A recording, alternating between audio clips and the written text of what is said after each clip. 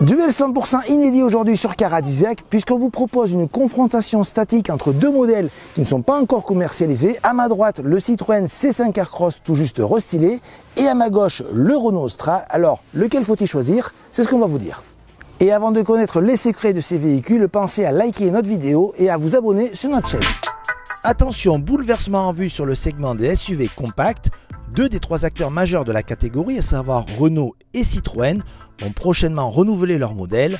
Première rencontre statique entre ces deux petits nouveaux. L'Austral, c'est la nouvelle arme de Renault sur le segment des SUV compacts.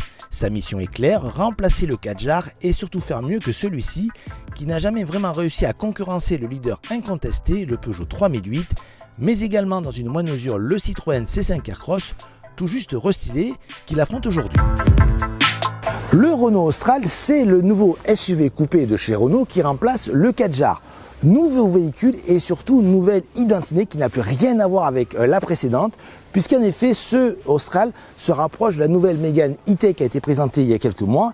Vous avez donc des feux en forme de C, une très large calandre et en son centre bien sûr le nouveau logo qui a été inauguré par la berline 100% électrique du constructeur français. Le style est relativement classique, il n'y a vraiment que la partie avant qui diffère des productions de la marque aux losanges, et il affronte aujourd'hui donc un autre rival français, le Citroën C5 Aircross, qui vient d'être stylé. Alors ce restyling a porté principalement sur la partie avant du véhicule. On retrouve bien sûr les chevrons au centre de la face avant, mais ils sont parcourus par une calandre totalement inédite qui dispose de petites réglettes dont l'écartement, on va dire, varie selon la distance par rapport aux projecteurs. Les projecteurs sont maintenant beaucoup plus affinés que précédemment, qu'ils étaient assez rondouillards. L'ensemble gagne plus de personnalité par rapport à la précédente génération de ces C5 Aircross, en tout cas non restylés.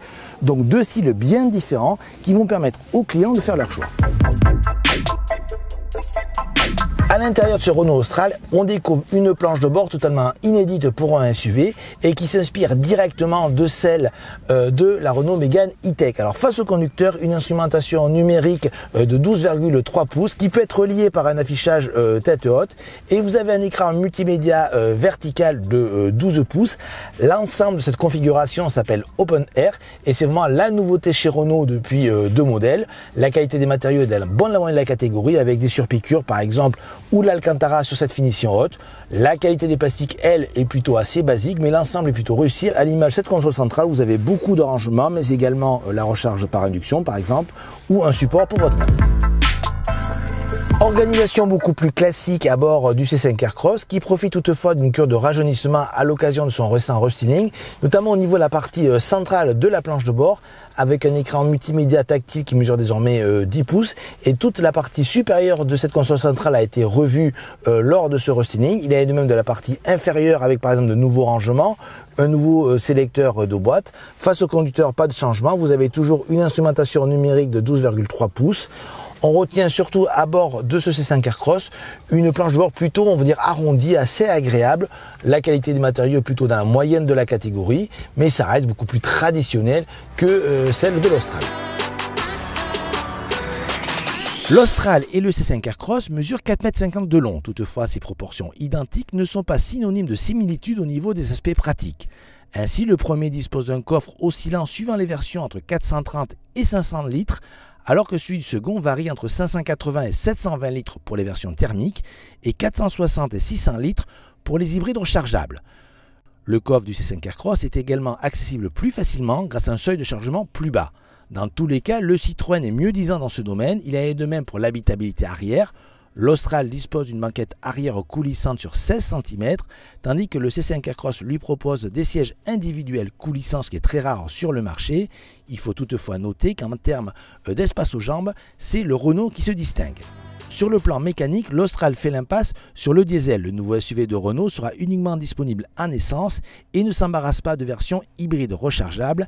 Il sera ainsi disponible avec des moteurs micro-hybridés de 130, 140 et 160 chevaux, mais également deux versions hybrides développant 160 et 200 chevaux. Sa gamme de motorisation sera donc peu étendue et finalement moins musclée que celle que propose son rival. Ce dernier peut en effet compter sur un diesel de 130 chevaux, une essence de puissance identique et une déclinaison hybride rechargeable de 225 chevaux. La commercialisation du Citroën C5 Aircross restylé aura lieu au mois de juin. Les tarifs débuteront à partir de 27 850 €. Concernant l'Austral, il arrivera en concession au dernier trimestre. Les tarifs ne sont pas connus pour l'instant. En attendant de connaître les qualités dynamiques de ces deux véhicules, une chose est sûre, l'Austral et le C5 Aircross auront un but commun, détrôner le Peugeot 3008.